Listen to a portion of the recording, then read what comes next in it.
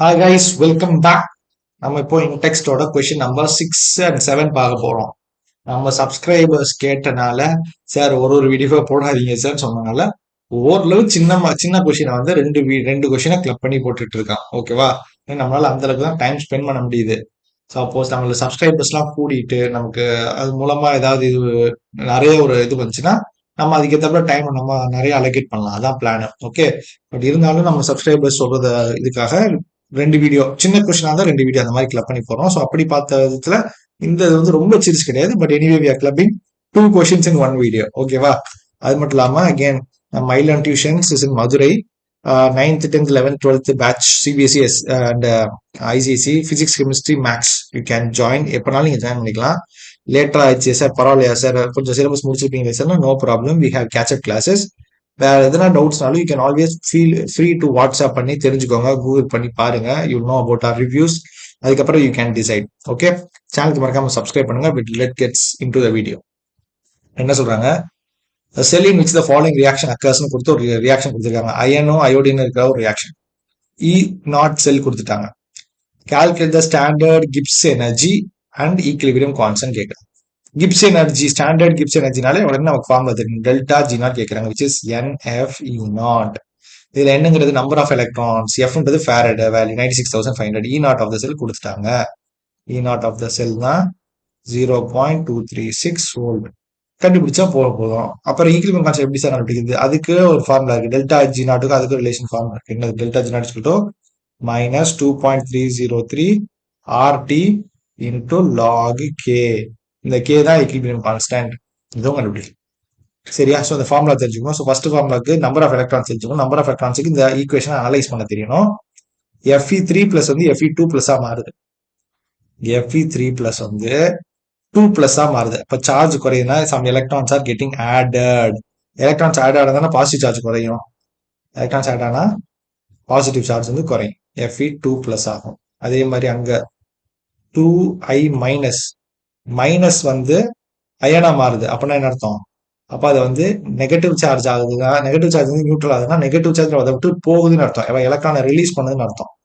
அப்போ I2 plus 2 electrons. இதான். So number of electrons involve எவ்வளோ? 2. அதான் matter. So delta G naught is equal to N வந்து 2, F வந்து 96,500.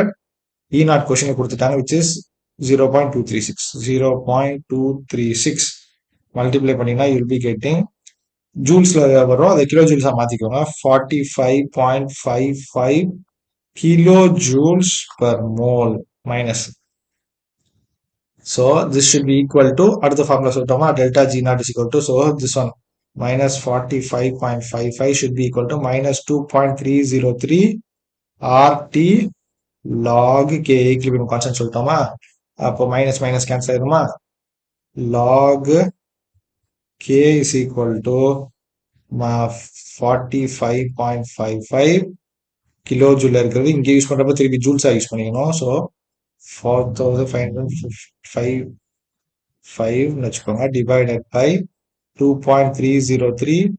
ஆர் வேல்யூ தெரியும், கேஸ் கான்ஸ்டன்ட் 8.314. அப்படி போறப்ப ஜூல்ஸ் தான் போடணும் மேல. அப்புறம் டி வந்து டெம்பரேச்சர் 298 கெல்வின் போட்டீங்கன்னா யூ பி கெட்டிங் 7.98. இதை வச்சு anti log on both sides எடுத்தீங்கன்னா you will be getting K is equal to 9.54 into 10 power 7. Anti log எடுக்கிறது எப்படி சார்னா, உங்களுக்கு அந்த டேபிள்லாம் உங்களுக்கு கொடுக்க மாட்டாங்க. டைரக்டா ஃப்ரண்ட் பேஜ்ல anti log of this value அப்படின்னு இந்த மாதிரி கொடுத்துருப்பாங்க, பொதுவாக கொடுத்துருப்பாங்க. அதை யூஸ் பண்ணி நீங்க சால்வ் பண்ணிக்கலாம். ஓகேவா? கிளியரா? ஓகே. அடுத்த விஷயம் போலாமா? அடுத்து, why does the conductivity of a solution decreases with dilution? எப்போ கண்டக்டிவிட்டி குறையுதுனால அயான்ஸ் குறையுதுன்னு அர்த்தம். டைல்யூட் பண்ண நம்பர் ஆஃப் அயான்ஸ் ரெடியூஸ் ஆகும். Number of ions per unit volume decreases. இதுதான் முக்கியமான கீவேர்டு, யூனிட் வால்யூம் டிக்ரீசஸ்.